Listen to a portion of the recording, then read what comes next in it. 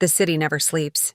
Lagos breathes like a restless giant, its heartbeat pulsing through honking horns, shouting traders, and the chatter of souls chasing tomorrow. From dawn till dusk, hope and hardship dance together on its crowded streets. Skyscrapers rise like proud kings above tin roofs that shiver in the wind, reminding all who pass that wealth and want share the same sky. Vendors shout prices, engines roar, and children weave through traffic selling sachets of water. In this noise, dreams are born and buried in the same breath. For every man feasting in marble halls, another sleeps beneath the bridge, whispering prayers to survive the next sunrise. Lagos, the city of contrasts, where laughter and sorrow share a wall, and every face hides a story waiting to be told.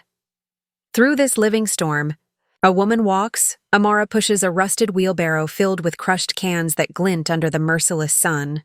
Her belly is heavy with unborn life, her back bent but unbroken.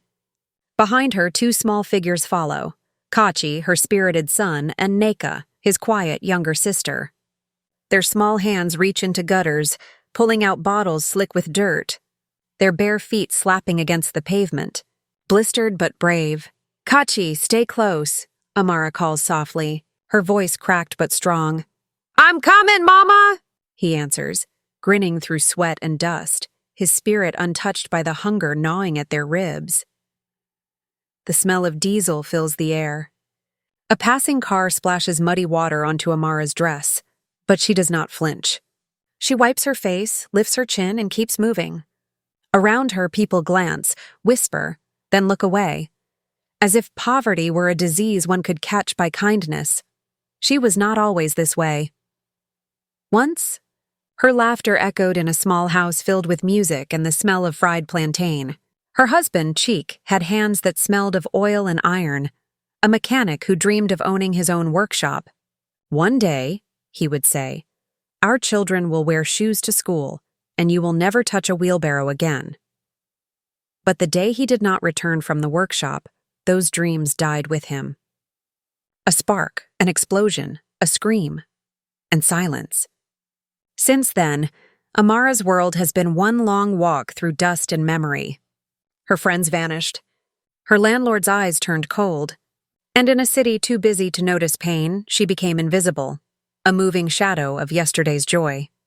At night, when the children sleep beside her on a torn mat, she stares at the ceiling and whispers, "Cheek, I am trying, but this world is not kind to those who walk alone." Still, she does not break. Each morning, she rises before the roosters cry, tying a faded wrapper around her waist. Her pride is firm as the ground beneath her feet. But pride comes at a cost. In the crowded alleys, women gossip as she passes. "She has no shame," one says. "A widow should mourn quietly." "Maybe she likes the attention," another adds, fanning herself with scorn. Their words sting like thorns, but Amara keeps walking. She knows what they do not, that silence cannot feed her children. Her pride is not arrogance. It is armor. The world already took her husband. She will not let it take her dignity too. By the expressway, the wind changes. The air tastes of roasted corn and hot tar. Cars rush by like angry spirits, their speed mocking the slow, steady rhythm of her footsteps. Amara pauses, her face glistening with sweat, and looks at the road that stretches endlessly ahead. She places a hand on her belly and whispers, "My child, you will not know hunger like this. You will not walk barefoot through shame." A gust of wind carries her words into the city, a prayer lost in traffic, but heard by the heavens. Behind her, Kachi laughs as he balances a bottle on his head, and for a brief moment, the world seems lighter. The sun dips behind the skyline, painting the city gold and red. In that fading light, Amara's shadow stretches long and proud, crossing the dust, the noise, and the forgotten hearts of Lagos. Because even in a city that forgets the weak, some souls refuse to disappear. The black Range Rover rolled to a slow stop, its engine humming like a lazy beast. Inside sat Tobichukwu, Toby to those who dared to speak his name. His wrist glimmered with gold. His scent was that of imported power. Through the tinted glass, he saw the world that fed his empire, the street vendors, the beggars, the sweating crowd. yet none of it touched him. To him, they were background noise, the hum beneath his success. Outside, Amara trudged through the puddles, her wheelbarrow creaking with the weight of metal cans. The afternoon sun burned her back, but she kept her head high. Each step was a prayer, each breath a quiet rebellion against the hunger that stalked her family. Her swollen belly led the way, a symbol of both burden and hope. Tobe's eyes narrowed. "Why don't people like this just give up?" he muttered, annoyance curling in his voice. "Lagos is for the strong." His driver, an older man named Musa, shifted uneasily. "Oga, sometimes strength hides in strange places." "Not every struggle is laziness," Toby scoffed. "Spare me the philosophy. Just drive." But before the car could move, Amara lifted her head, and their eyes met. For a moment, the city faded. No traffic, no noise. Just two worlds colliding through a pane of glass. Her gaze was calm, steady, not pleading, not broken. It unsettled him. He saw no fear in her, only quiet fire. Toby blinked, then looked away, annoyed by his own discomfort. "Go on!" he snapped. The car pulled forward, splashing mud as it sped away. Through the rear mirror, Musa glanced back. The woman had not flinched. She only wiped her face and kept walking. Inside the Range Rover, silence hung thick. Toby turned on the radio, trying to drown the thought that had crept into his chest. A strange, unfamiliar guilt. Amara's figure grew smaller in the distance, but her image lingered in the glass reflection, a woman of dust beneath the shadow of wealth. The road stretched ahead, but the moment stayed behind, breathing quietly like a seed waiting for rain. Two souls had crossed paths, one surrounded by glass, the other by dirt, and something unseen had shifted. As the city swallowed the noise of engines and voices, the wind whispered an old truth known to the ancestors. Even in the city of noise, the spirit of dignity cannot be silenced. For the world may divide itself by riches and rags, but the soul listens to what eyes cannot see. That day, Lagos carried a secret. A proud woman walking through dust had looked into the heart of a man lost behind glass, and though neither spoke, fate had begun its quiet work. The next morning came with hunger again. The pale sun rose shyly behind smoky skies, painting the city in tired gold. The air smelled of waste and promise. Amara stirred on her mat, her body aching, her lips dry. Beside her, Kachi and Neka slept curled like kittens, their stomachs empty, but their dreams still full. She watched them for a moment, her heart swelling with both pain and love. "Wake up, my warriors," she whispered, brushing Kachi's hair back. "The day won't wait for us." Kachi blinked and smiled sleepily. "Mama, will we eat today?" Amara hesitated, then forced a smile. "Yes, my son. But first, we must work." Outside, the city yawned awake, horns blaring, voices shouting, wheels grinding.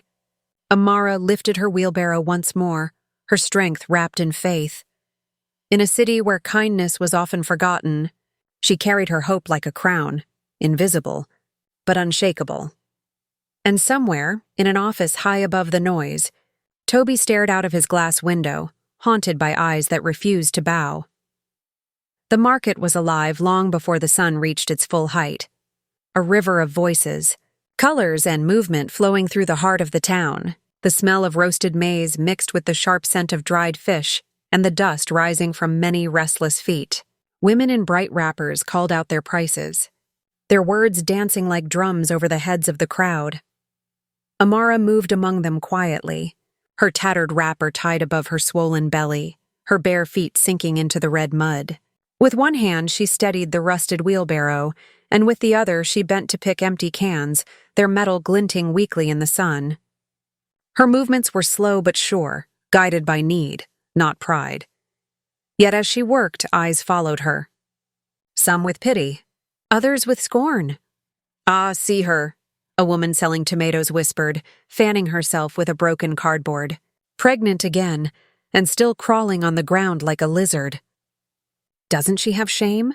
A group of boys laughed nearby, tossing pebbles toward her wheelbarrow. One hit her arm, but she didn't flinch. She only looked up briefly, her eyes calm and distant. like someone who had cried too long to still feel pain. An old man sitting under a faded umbrella spat to the side. "This is what the world has become," he muttered. "We measure a person by their clothes, not by their heart." Amara straightened slowly, her back aching. She wiped the sweat from her forehead with the edge of her wrapper and smiled faintly at her son, Kachi, who ran toward her carrying 2 crushed bottles in his small hands. "Mama, I found these near the yam cellar," he said proudly. "Well done, my lion," she whispered, placing a gentle hand on his head. "Even little hands can build a great future." But her words were drowned by a sharp voice. "You there, woman? Move away from my stall before you scare my customers." It was one of the market guards, his belly straining against his uniform, his eyes full of contempt. Amara lowered her gaze. "I will leave soon, sir. I'm only what?" he barked, stepping closer. "Only making this place dirty? We don't want beggars here." The traders turned to watch. Some nodded. Others looked away. Poverty had become a disease people feared to catch, even with their eyes. People feared to catch, even with their eyes. Amara bent again, gathering her cans in silence, but her son's small voice rose sharply, trembling with anger. "My mother is not dirty." The crowd froze. The boy's courage was like a spark in dry grass. The guard's face darkened. He raised his stick and struck the child across the shoulder. Kachi stumbled and fell, crying out, a cry so piercing that it seemed to slice through the noise of the entire market. For one brief heartbeat, the world stood still. No one moved. Even the flies stopped buzzing. Then came the whispers again, low, uneasy, shameful. Amara dropped to her knees beside her son.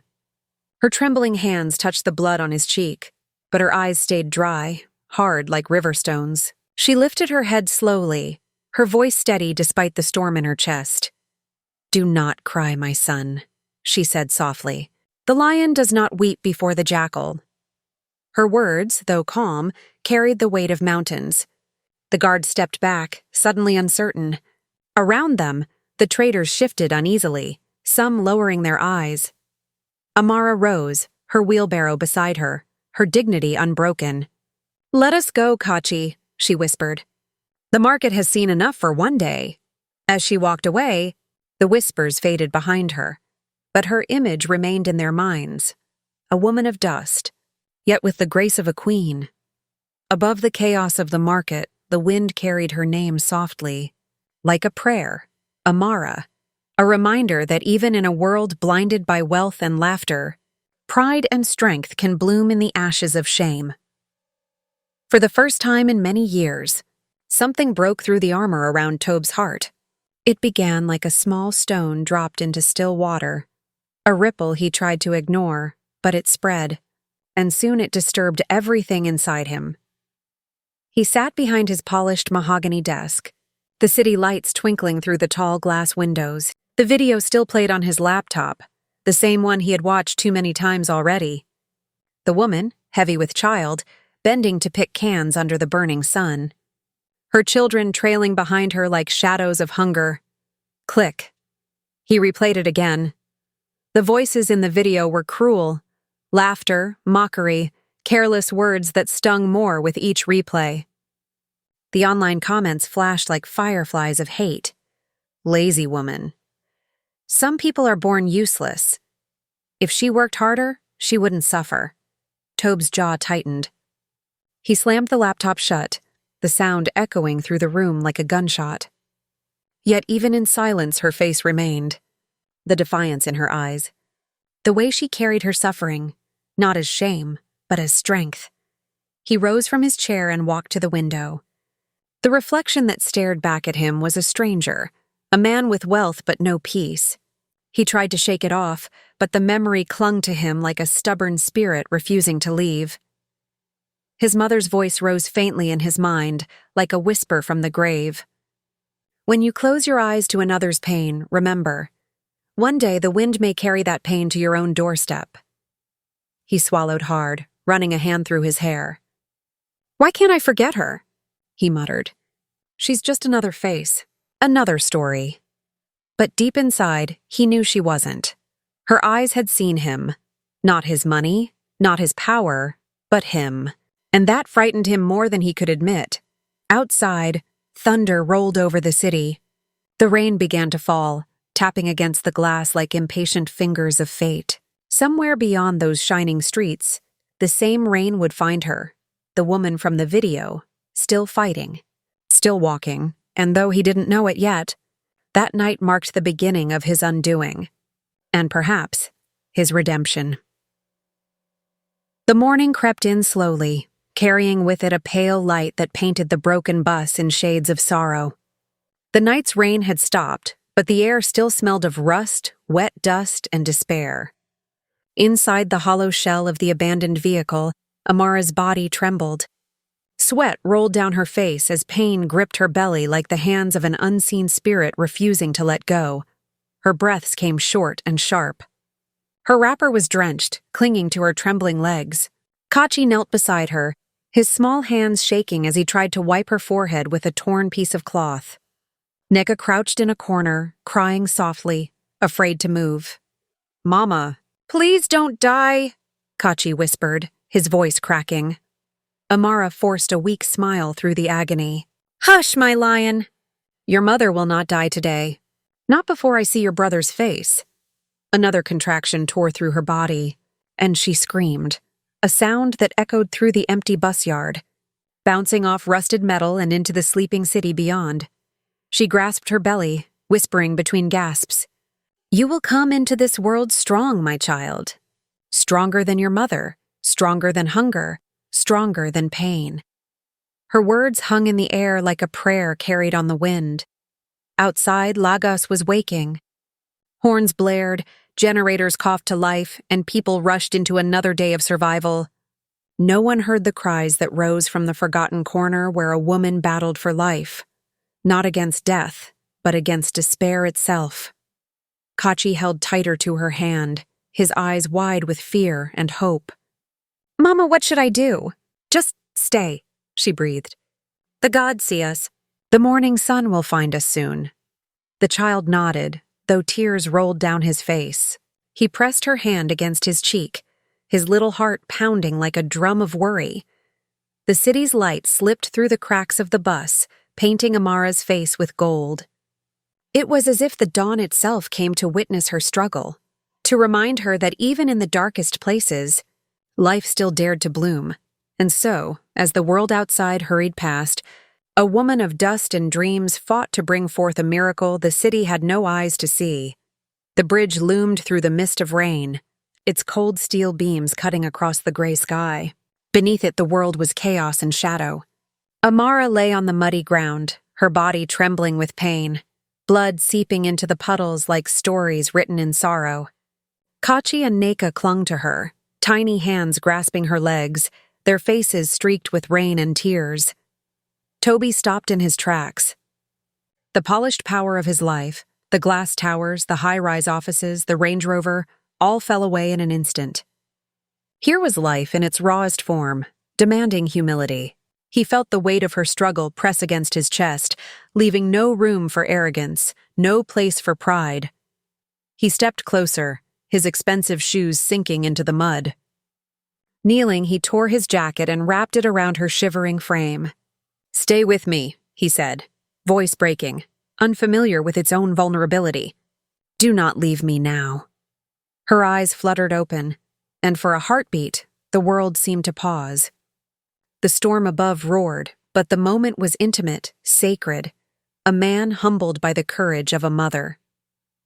A taxi driver appeared from the rain-slicked street, his headlights cutting through the downpour.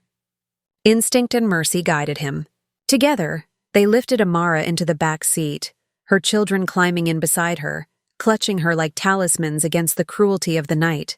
The taxi moved through the flooded avenues, the rain striking its roof like ancestral drums, a rhythm marking both fate and rebirth. At the hospital, nurses rushed to her side. Toby stood at the corridor, drenched and trembling, gripping the doorway as the words sliced through him. "She's lost too much blood." Hours passed with agonizing slowness. Each tick of the clock became a prayer, a plea he had never offered before. "Spare her, please," he whispered to the unseen, to the gods he had long ignored. Then, a cry, sharp and insistent, cutting through the sterile silence. Amara clutched her newborn daughter to her chest, weak but alive. "Chimso," she whispered, voice trembling. "God is with me." The name lingered like a promise, a declaration that life, even among greed and indifference, could still triumph. Outside the ward, Tobe sank onto a chair, soaked, silent, and stripped bare by the storm and suffering he had witnessed. Memories pressed against him, the betrayal of his father, the cold shadow of ambition, his mother's disappointed eyes. Watching Amara, he saw the mirror of his own soul. Courage where he had weakness, humility where he had arrogance. The world he had built crumbled quietly around him, leaving only the truth. Human spirit could outshine gold, and love could awaken the hearts of even the most lost. Amara stirred, eyelids heavy, and slowly opened her eyes to the soft glow of dawn filtering through the hospital blinds. By her side, Toby sat quietly, his expensive suit soaked and rumpled, hair plastered to his forehead. The arrogance that once hardened his gaze was gone, replaced by something tentative, almost fragile. I wanted to thank you," he said, voice low, shaking. "You have taught me what no fortune, no empire, no gold could ever show me, the worth of a human heart." His eyes searched hers, pleading for understanding, for forgiveness. Amara's lips curved in a faint smile. She listened as he continued, offering help, his words stumbling, unsure of their own weight. I want to provide for you, for your children. Let me," she raised a hand, weak but unyielding. "I don't need pity," she said, voice steady despite exhaustion. "I only need a chance to work, a chance to earn with dignity." Her words rang through the room like a drumbeat, simple and strong, piercing through the years of wealth he had mistaken for power. Tobe's shoulders sagged. He nodded slowly, humbled once more. "Then it will be as you wish," he murmured. In the weeks that followed, he built a small recycling company, Chimso Waste Hub, named after her newborn daughter. Women who had once roamed the streets alone now worked side by side, collecting cans and bottles, learning, laughing, and earning. Amara walked among them, supervising with care and strength born of pain, guiding hands that trembled at first, but soon moved with pride. Months passed, and the hub thrived. Amara cradled baby Chimso in her arms, watching as women joked while sorting waste, their smiles brighter than any gold. Toby stood beside her quietly, no longer a distant observer of life, but a partner in purpose. They shared a glance that spoke of lessons learned, of walls broken, of hearts reshaped. A calm voice echoed, as if carried by the wind, a griot's reflection over the scene. In every storm, the gods test the hearts of men. The proud are humbled, the broken are crowned. Redemption through compassion had awakened Toby. The strength of a mother's pride shone in Amara, and the human spirit, even in the darkest rain, had triumphed, leaving the city to bend to courage and not cruelty. The morning sun stretched its golden fingers across the city, touching the corrugated roofs, the dusty streets, and finally, Amara's small recycling hub.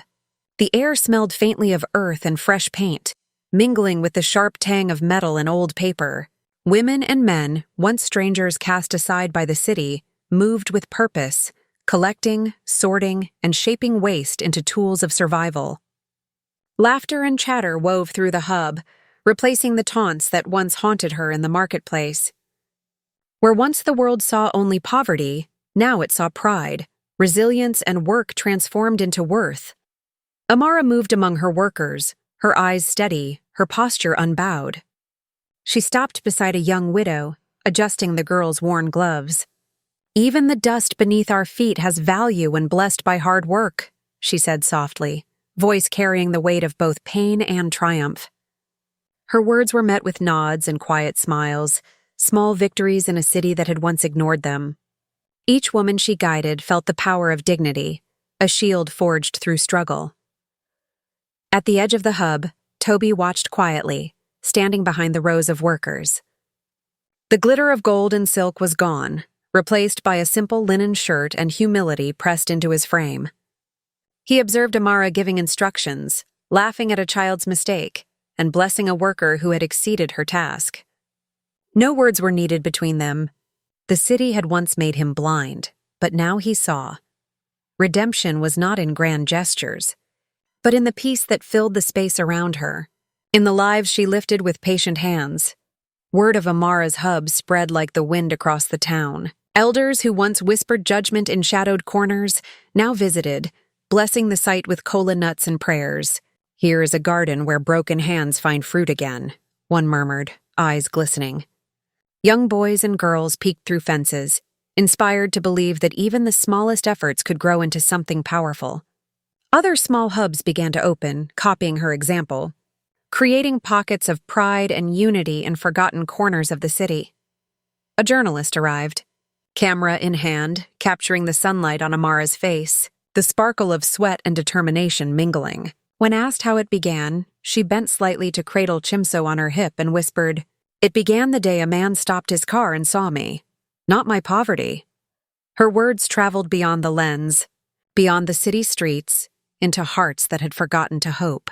One act of recognition, one moment of dignity, had ignited 1,000 sparks, turning the humblest labor into a story of courage, faith, and human worth. Amara cradled Chimso in her arms, feeling the warmth of his tiny body against her chest. The baby's laughter rang through the small yard, pure and untamed, a melody that had survived storms and hunger. Every coo, every smile, was a testament to survival, to grace, and to a mother's relentless courage.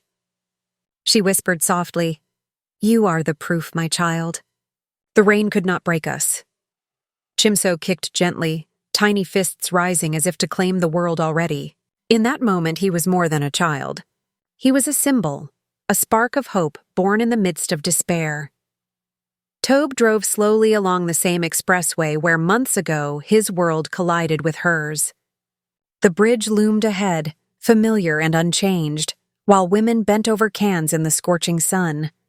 His hands rested lightly on the wheel, but his heart beat differently now.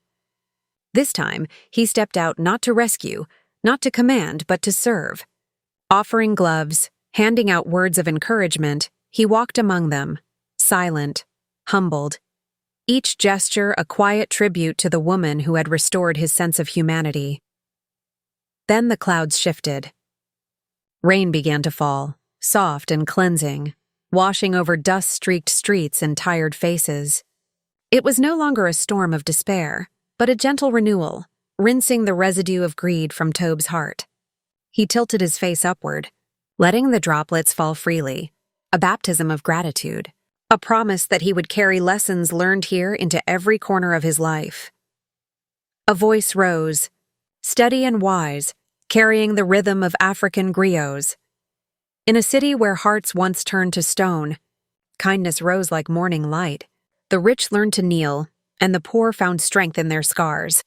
For the true measure of wealth is not in gold, but in how many souls we lift with our hands. And so the story settled into memory. True wealth lay not in money, but in humanity. Every act of compassion could rewrite a destiny, and dignity earned through struggle shone brighter than pity bestowed in luxury. Chimso laughed again, and in that sound, the city itself seemed to breathe hope.